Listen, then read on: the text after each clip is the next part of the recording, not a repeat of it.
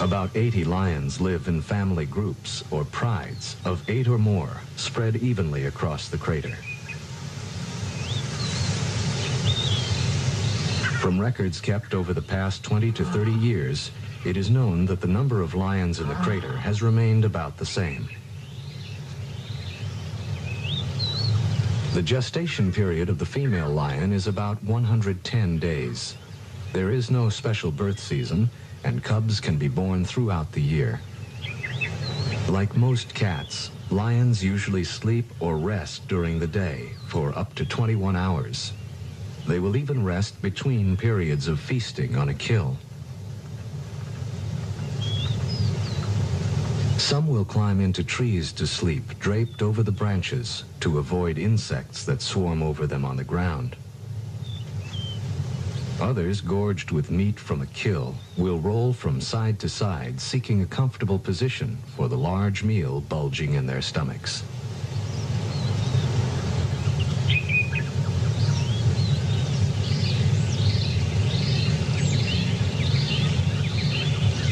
The pride is a complex social structure consisting of from 2 to 20 or more females and their cubs.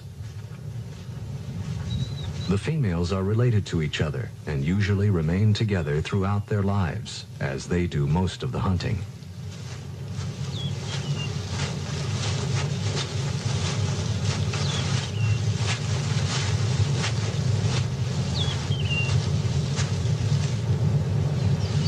After a meal, the pride gathers, grooming and touching each other and strengthening their family bonds.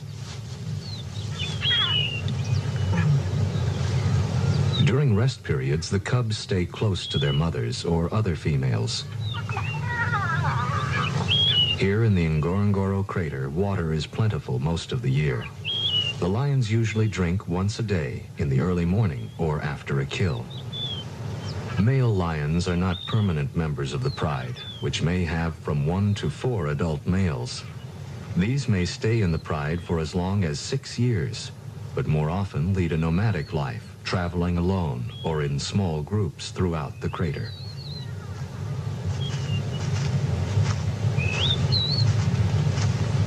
When hunting, the pride will either band in small groups or roam alone in search of prey.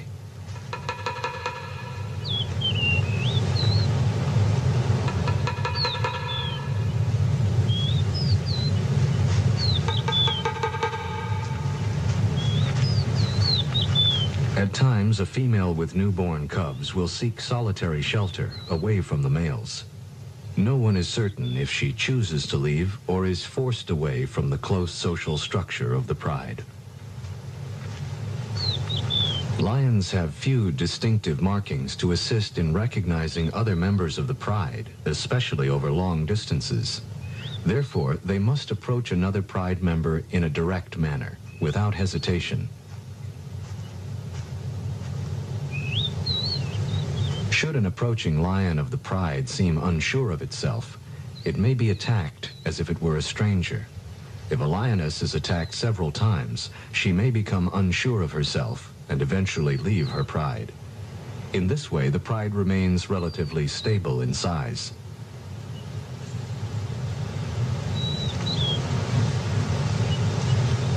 Like most young cats, lion cubs spend a great deal of time playing. Their games of attack prepare them for the lifelong search for food. These two, a male and a female, are about a year old. The females are less temperamental than the males and show little reaction to mistaken identity. So most females remain with the pride, while the young males are eventually forced to leave. By the time they are 2.5 to 3.5 years old, young males are forced out by the mature males, who take over the pride for mating. And so the pride receives an infusion of new blood from the mature males who fight for mating privileges. But in time, these males will be driven off by the younger breeding lions.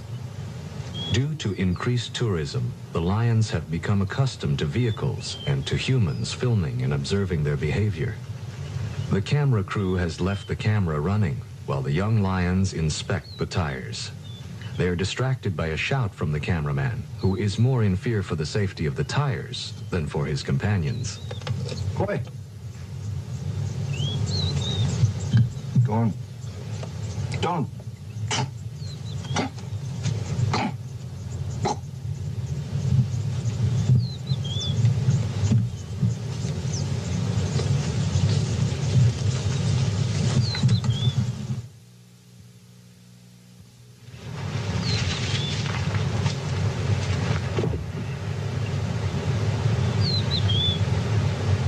The yearlings return to their mother for comfort and grooming.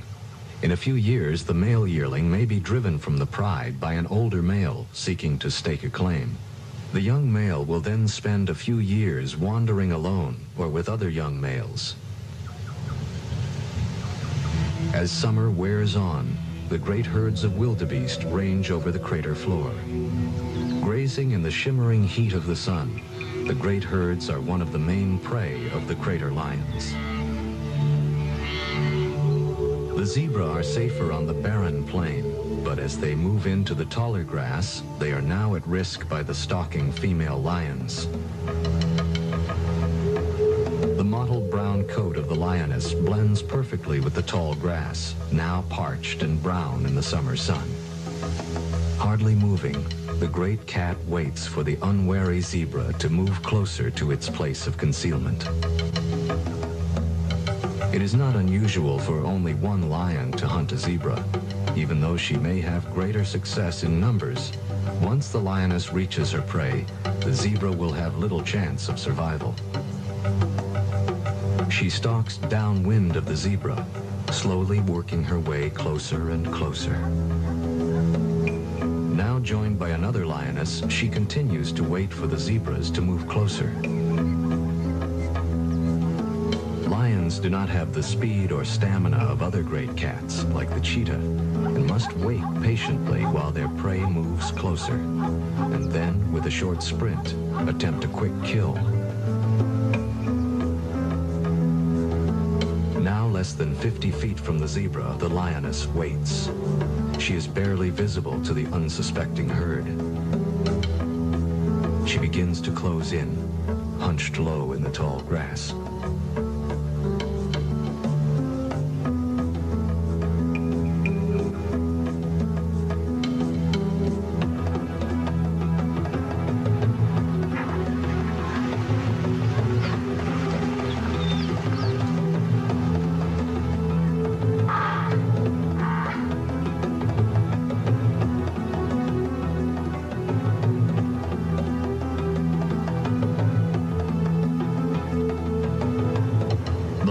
Pins the zebra to the ground.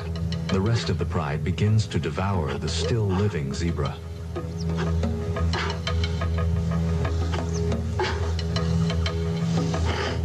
Still breathing, the zebra dies in what must be terrible agony as the great beasts gorge.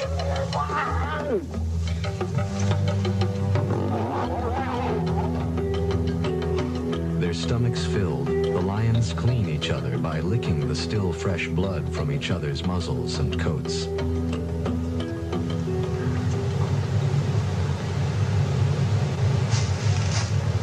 After the kill, the lioness joins her cubs and begins a long rest period to digest her meal.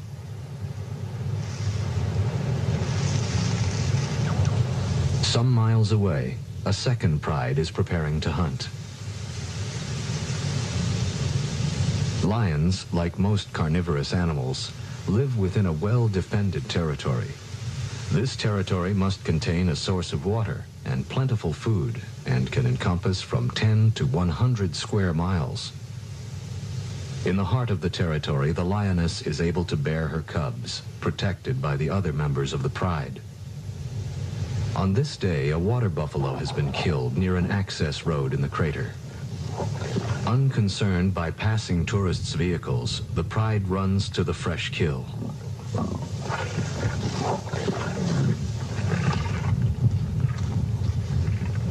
The pride's territory is carefully guarded by the dominant males.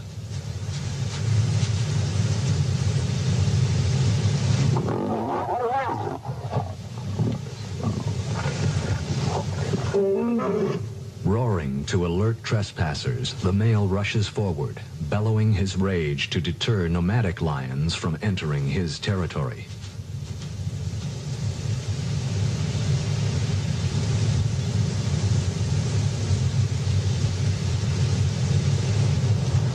Now safe from outsiders, the pride is on the move, possibly searching for more game or a protected water source.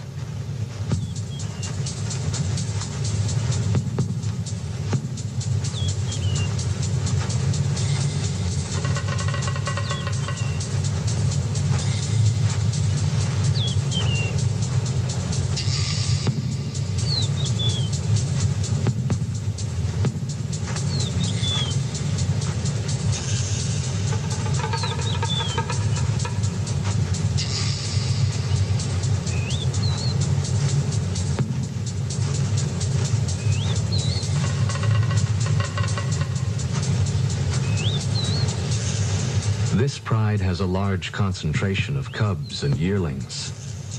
Stretched out along the access road, they seem indifferent to time or distance as they slowly make their way, following the others.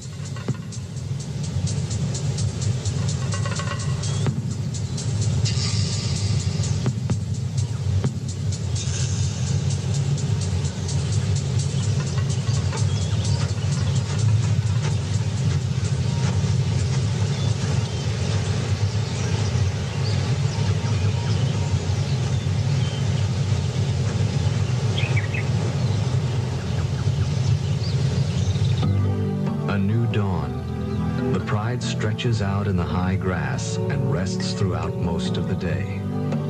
It is difficult to determine why they have decided to move from one part of their territory to another. Even at rest, the females keep close watch over the young cubs.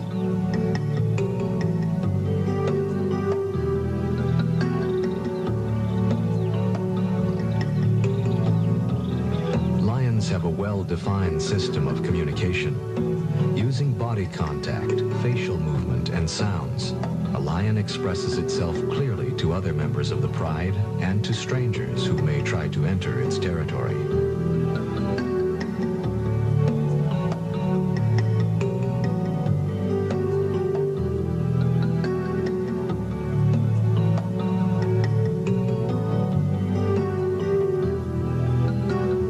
As spring turns to summer, a flock of crowned cranes flies over a herd of zebra feeding on the open savanna.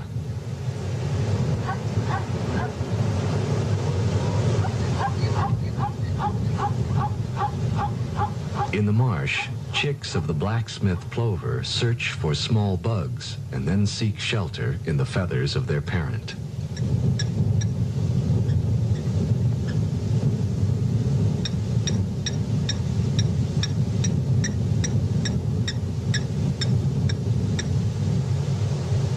Emerging from her hiding place, a female and 3 very small cubs set out to join the pride. For the young cubs, it is a long trip across the open plain. Camouflaged by the long grass, the female usually remains in hiding until her cubs are old enough to walk. Lion cubs are almost helpless when born. Weighing from 2 to 5 pounds at birth, they can barely crawl and do not open their eyes before 1 or 2 weeks. Newborn cubs have a slightly spotted coat, which helps to hide them in the thick grass. This color changes after 3 to 5 months. Sensing that the smallest and weakest cub is falling behind, the lioness gently carries it by the neck across a dry mud bank, while the other 2 cubs scurry to keep up.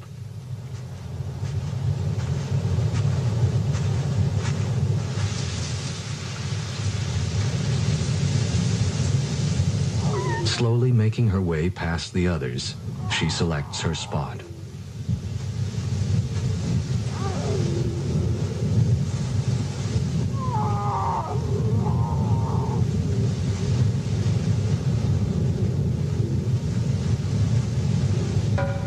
Here she rests while the cubs nurse.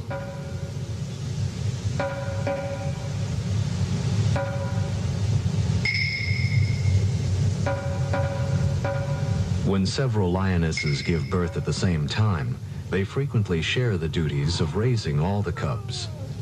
This communal area then becomes the general meeting place for the entire pride.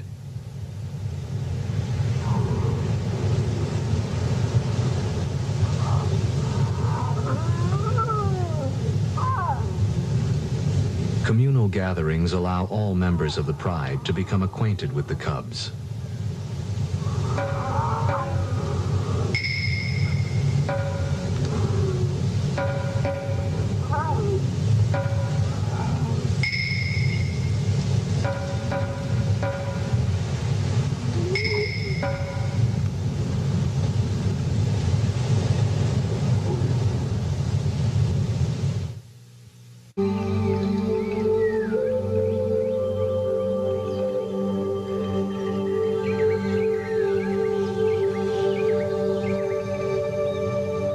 As dawn breaks over the crater rim, a herd of elephants spray dust across their backs to discourage biting insects.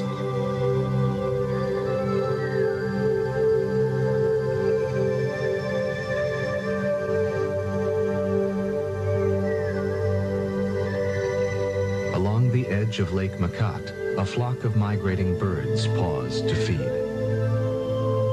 Among the trees, a small herd of zebra and an old elephant with only one tusk feed peacefully in the clear morning air. Near the lake shore, gazelles graze contentedly as they share their pasture with a flock of ducks. Knee-deep in the mud of the swamp, a huge water buffalo wallows contentedly.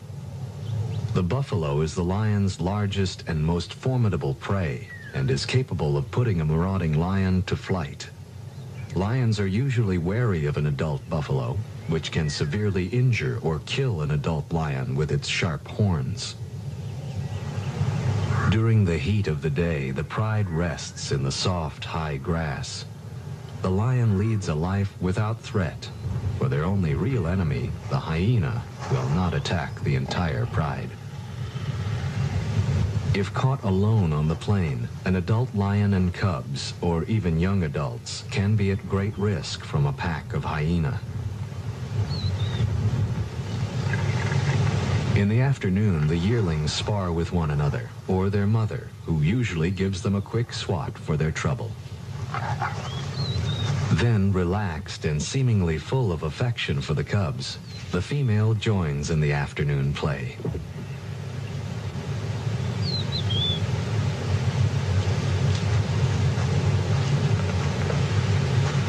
A young male and female of the pride also share in mock combat, which helps them sharpen their skills for real attacks as hunting adults.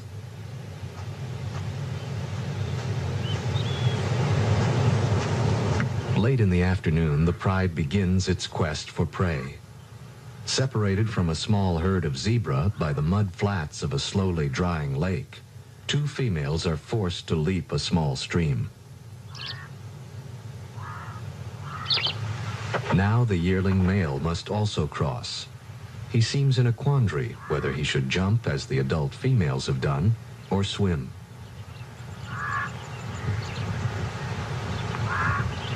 Most cats are excellent swimmers, but they will avoid the water unless it is absolutely necessary.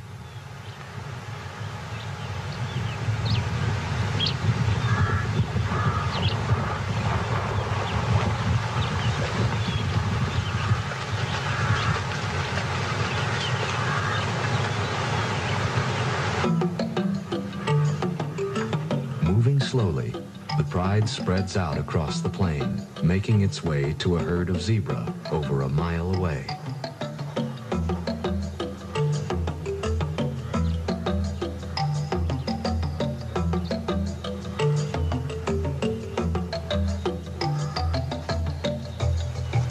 Screened by the high grass, the lions stealthily approach the zebra. With the wind blowing from the zebra toward the lions, the zebra are unaware of the approaching danger. Lions are known to approach their prey from either upwind or downwind.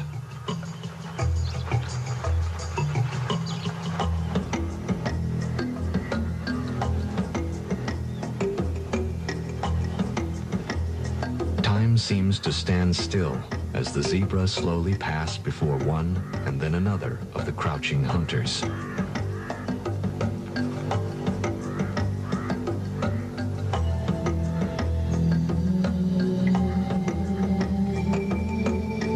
The zebra are crossing this area to graze near a large herd of wildebeest.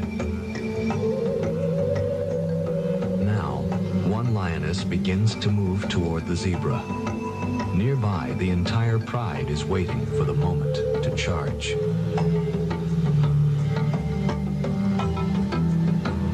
Both wildebeest and zebra now seem to sense the presence of danger and barely move, uncertain from which direction an attack may come. Then, as if spectators at a sporting match, the herd watches as the lion attacks.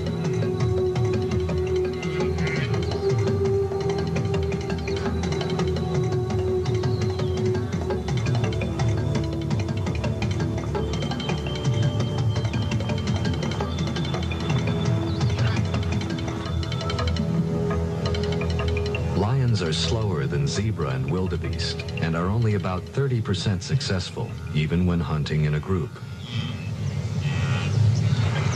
After resting, the pride prepares for another attempt. The dominant female heads off in the direction of a large herd of buffalo.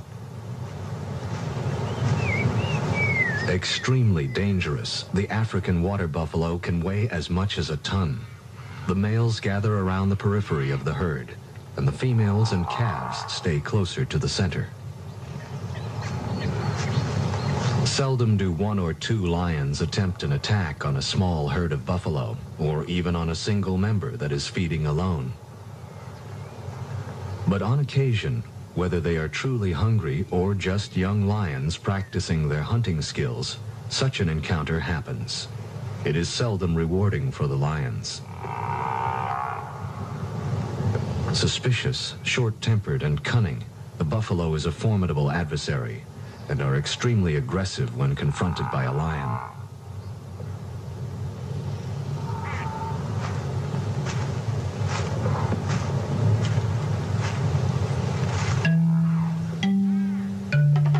In such short grass, the lions come as close as they can. Then they attack.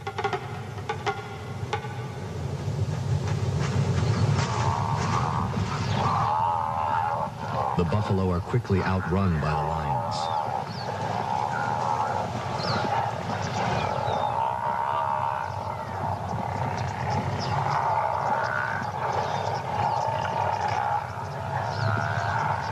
It's not a fair match. 2 lions and 3 buffalo. The lions quickly break off when the buffalo turn to confront them.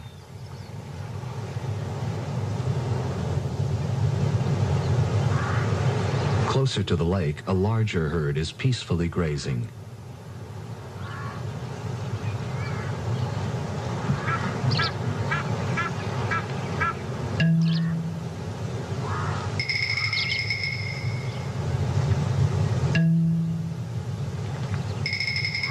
Here the grass is higher, which affords the lion better protection from being seen.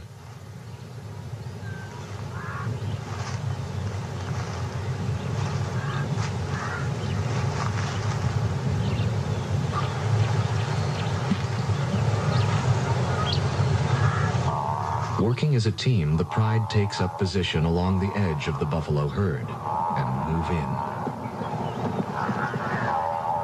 Surprised, the herd bolts, then just as quickly whirl around to face their attackers and counterattack. The buffalo chase after the lions, who are now fleeing for their lives.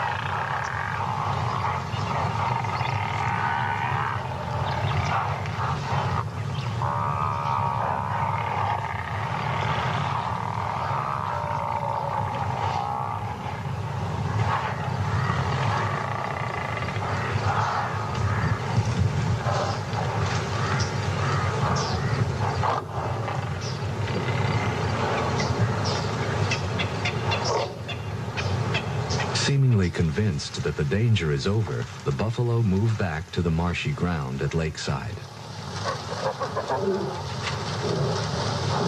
The lions, too, return to a less dangerous task. The lioness and her 2 yearlings, who have taken up sanctuary in a tree, also rejoin the pride.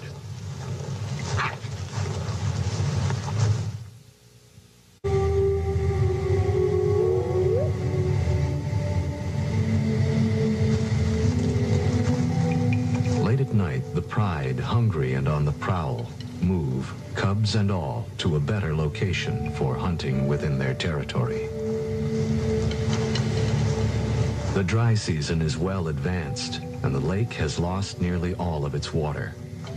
Crossing the dry lake, the female carries one of her cubs, while 2 others try to keep up. Somehow, the pride passes too close to a herd of buffalo, who try to trample the lions. In a valiant effort to protect the cubs, the lioness dashes at the buffalo, and then runs back to her cubs, trying desperately to guide them to safety.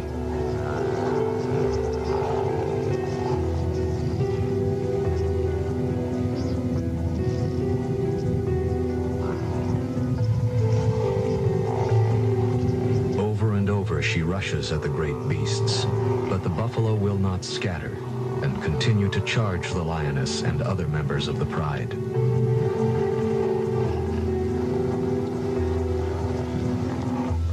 Dawn finds the savannah calm, with no signs of raging buffalo. The pride has sought the shelter of a secluded spot.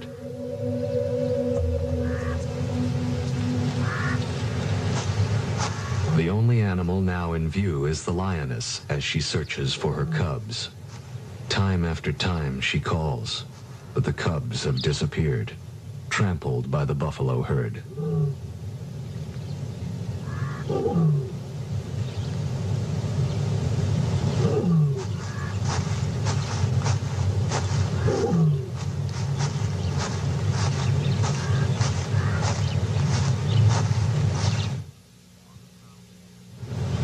On the prowl again, the pride spots a lone buffalo feeding in the high grass along the edge of a swamp.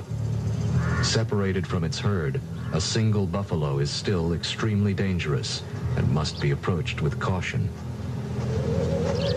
This large male, with its ear torn from either previous attacks or thorn bushes, is joined by a wattled starling who makes a meal from the ticks that infests the hide of the bull. Deciding to attack, the pride begins to stalk the bull.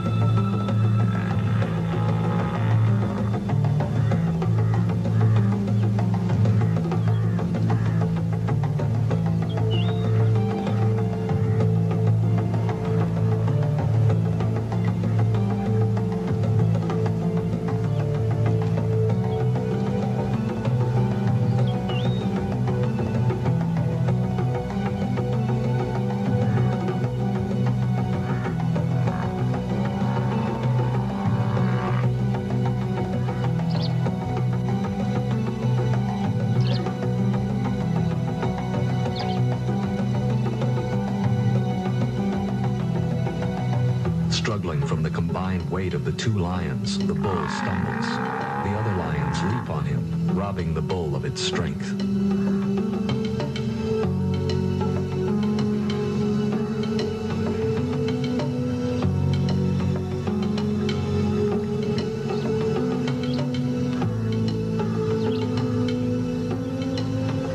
A yearling bravely joins the fight and attacks the bull's head.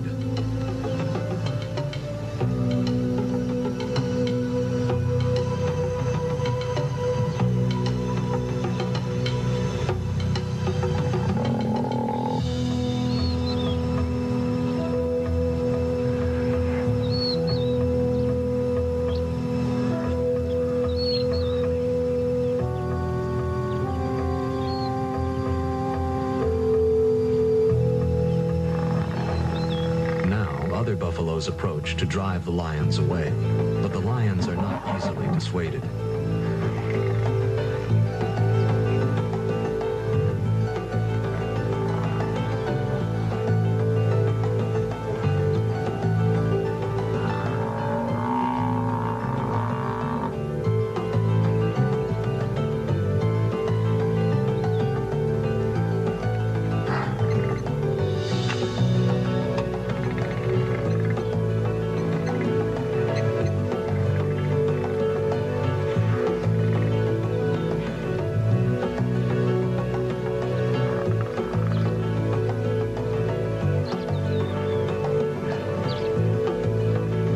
Having drawn blood, the lions continue to pursue the injured bull. Its weakened condition gives them a chance of making a kill.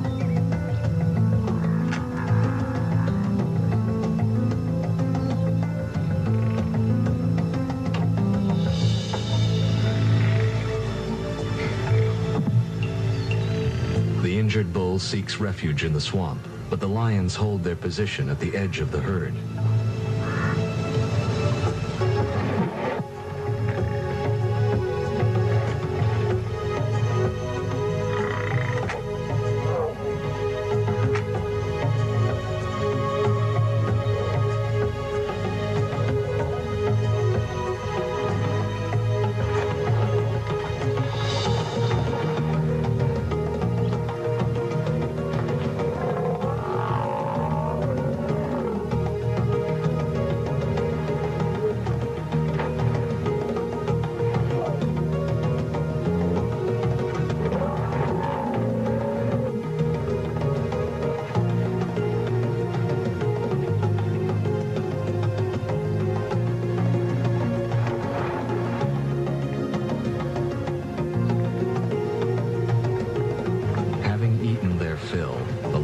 Leave the dead buffalo and head toward shore for a long rest.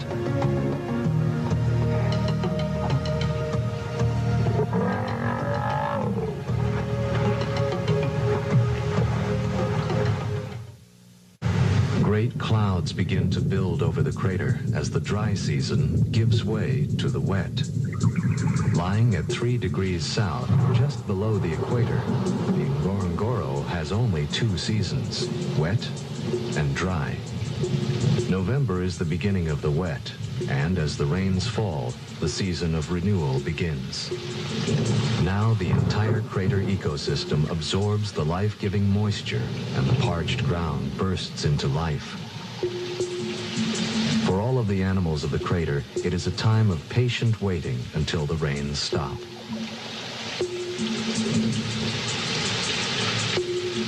Wildebeest, Grant's gazelle, lion, all soak in the cool rain.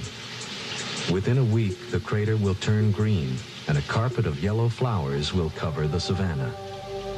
With the gray dust of the dry season finally settled by the rain, the crater puts forth the sweet, earthy smell of a new spring. The sun bursts forth to disclose the broad green carpet of the crater floor. Now the lake will fill, frogs emerge from the mud, and millions of insects issue forth as a banquet for the thousands of birds that quickly return to this extraordinary valley. African spoonbill preen each other's feathers as a black-winged stilt probes the shallows for tiny aquatic organisms. Each day, rain falls on the crater and the grass. The primary energy source for all animals grows more lush. Tissue paper flowers poke up through the thickening grass, and the herds of wildebeest and zebra graze across the crater floor. A few hours old, the young wildebeest are on their feet and able to run with the herd. Theirs is a cruel world, where speed and agility is the only defense against the lion, hyena, and cheetah. With their umbilical cords still hanging from their stomachs, the young wildebeest cavort, while another newborn, less than an hour old, stays close to its mother's side. Close by, a female and calf share a small stream with a flock of sacred ibis. The female is ever cautious of marauding carnivores. Near the service road that crosses the crater, a female lion with 3 cubs has emerged from hiding and is slowly moving to rejoin the pride. Young cubs like these have bluish-gray eyes for the first few weeks after birth. Then their eyes turn an amber color.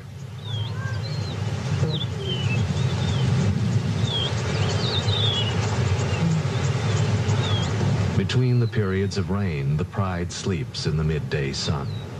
Although cooler than the dry season, here at the equator, the days are warm and pleasant. With plentiful game, the lions are well fed and peaceful.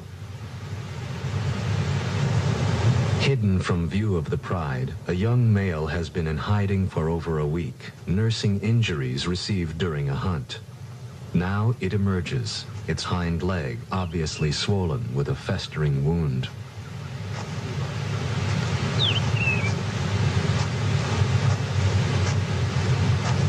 Slowly, it approaches its mother, the lion which has just had the 3 cubs. Although she recognizes him, she is fearful and backs away, not quite sure what is wrong. Lions are very cautious of unusual behavior among the members of the pride, and usually will drive a sick or wounded member away. Another lioness rebuffs the injured male with a cuff of its paw and then snaps with bared fangs. Then the entire pride moves its location, leaving the young male to fend for itself.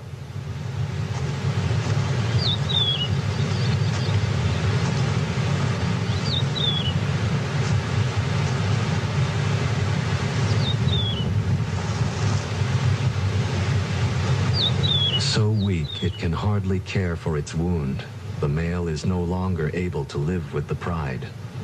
At nightfall, the pride will leave the area, and the young injured male will be left defenseless against a hyena attack.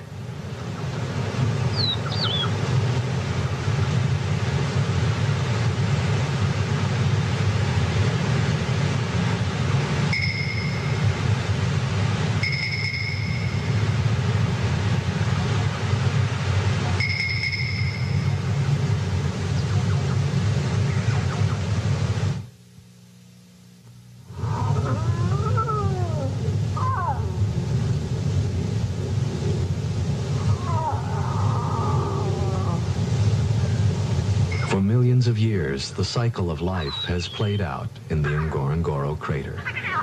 From its western rim, the land stretches out toward the Olduvai Gorge, where Lewis and Mary Leakey found the remains of some of man's oldest ancestors. Farther on, at Laetoli, Mary Leakey found footprints that were left in damp volcanic ash some 3,700,000 years ago by 2-legged, upright walking primates, or hominids, possibly one of mankind's earliest ancestors. Looking at these prehistoric footprints, one can see where the 2 creatures, one possibly male and the other a female carrying a baby, had stopped and turned, as if sharing a moment of doubt. Man has shared the planet with animals for only a very short time. Early ancestors of the great cats and other animals of the crater lived in Africa for many millions of years before the emergence of any form of pre-human. Yet in the last 100 years, man has so altered the environment that thousands of species of animals, birds, fish, reptiles, and plants are extinct. Today, the nations of Africa share a common dilemma. The need for more farmland has reduced the once great herds of wild animals that roam the continent. However, since the end of World War II, much has been done to establish national parks in order to save the remaining unique species in Africa. This is the legacy of the Ngorongoro Conservation Area.